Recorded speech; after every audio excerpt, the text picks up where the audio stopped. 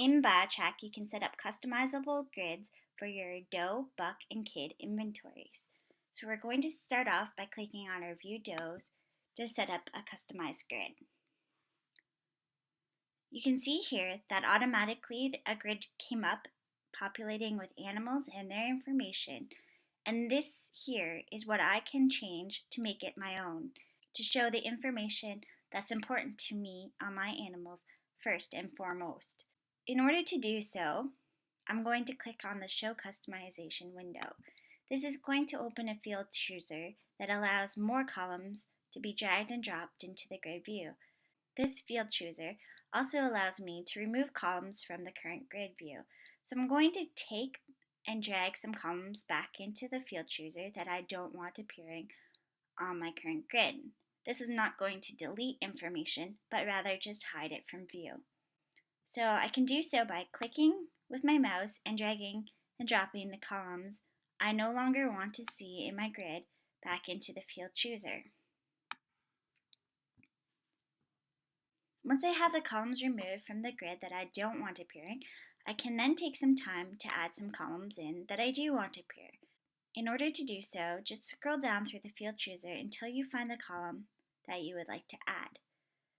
So I would like to see the birth weight on my animals, and you can see here, when I click and hold down and bring birth weight into the grid, the little white arrows will tell me where it's going to drop the column.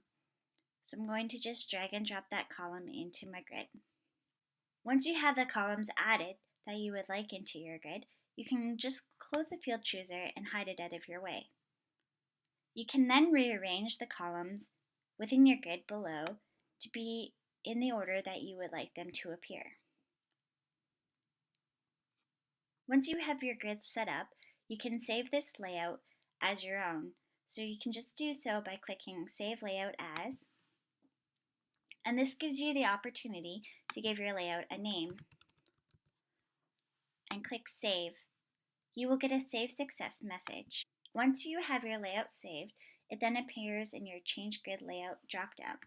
So you can see here, there's a number of different grids to choose from, and my basic grid has been saved. If I'm to click on View Does, it will automatically show me the grid layout that's going to show. So this has not been set yet to show that basic layout that I would like to have appear. So all we did so far is create a grid. But now we would like to set that grid to be the first grid layout that automatically populates when we click on View My Does. In order to do so, I'm going to click on Edit Layout. This will then open a layout list.